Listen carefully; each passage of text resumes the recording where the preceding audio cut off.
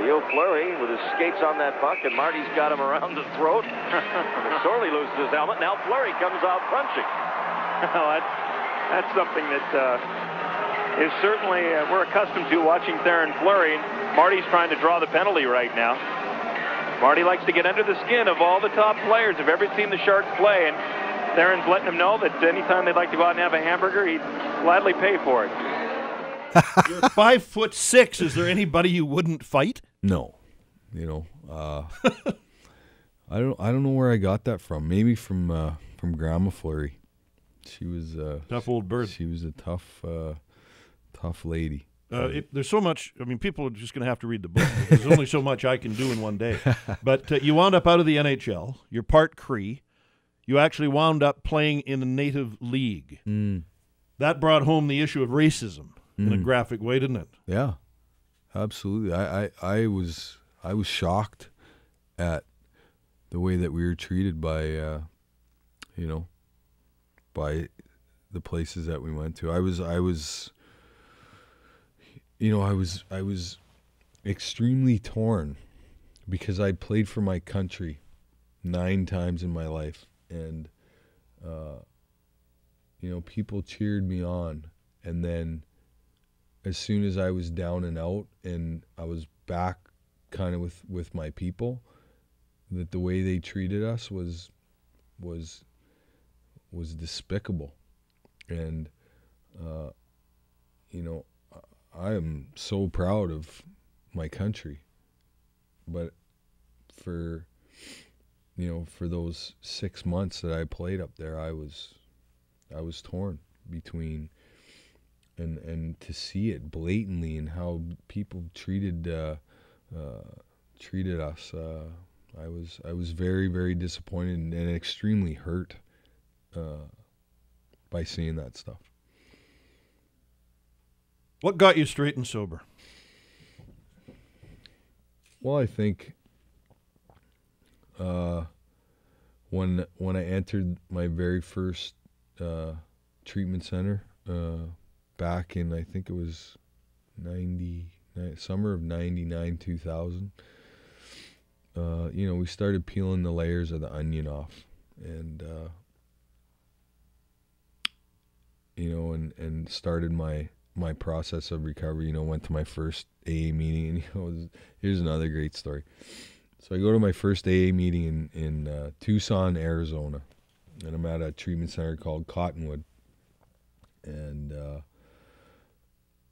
so we go to this meeting, and there's this lovely little old lady sitting at the table, and I'm going, oh man, this is gonna be boring. What the hell is she gonna have to say, right?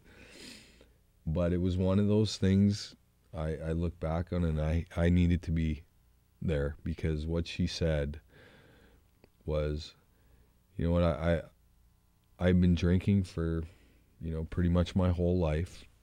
And she goes, I had 1 glass of wine every day. And I was like, well, she's not an alcoholic. She goes, you know what I thought about the other 23 hours? That 1 glass of wine. And that makes me understand that my alcoholism is an obsession of my mind. And if I don't clean up all those, if I don't get rid of the hamster that's running around, I'm not going to be successful. And that was my process, really, and 4 treatment centers, all the psychotherapy, all the individual therapy got me to September 18th, 2005. I hit my knees and I said to God, that's it, no more. I can't take this. I know you only give me as much as I can handle, but I'm done. And the next morning I woke up and I looked in the mirror and it was gone. The obsession to drink was gone, and my prayer had finally been answered. The one prayer that I was asking for so many years, and it was gone. Well, you've heard only a part of this remarkable story. The book is Playing with Fire. Theo Fleury in studio with me this morning. So 6 years away from the game, you come back and try out for the Calgary Flames. Why? You're 41 years old. Because you know what, Bill? I just wanted to shove it up everybody's ass one last time, to be honest with you. And not only that, but, I felt that I didn't get to leave the game on my terms, which was my own fault, and those were the consequences that I faced. And I really wanted to be reinstated, and I didn't want to leave the game as a suspended retired player. And so, when I met with Gary Bettman and Bill Daly and the doctors and started the process, for them to reinstate me was, the biggest thing, to clear my name, let people know that, I am in a really good place, get invited to training camp, and then basically whatever happened after that was bonus. But perhaps you thought you could make the team at 41, and yet you played well enough to make the team. What did the Flames say when they told you it was over? Well, basically they said, you need to be one of the top 6 forwards. I knew that going in. I thought I had played well enough to achieve that. And then, when I got released, I jumped in my car at the Saddledome, and basically I knew it was over. And how many guys get to leave the playing field to a standing ovation and people chanting their name, and I didn't really get to see the full effect until I got home, and I was on YouTube and watching the people that had their little cell phones recording the whole thing, and the people in the stands. People were crying, like strangers kissing each other, and it was just an amazing game to be a part of. Well, it's an amazing story. Thank you for sharing it. You're very, very welcome. Playing with Fire, Theo Fleury. It's a great read and an amazing story. He found a keeper, too. Her name is Jen. And you're married with a baby, and this one's going to be for good.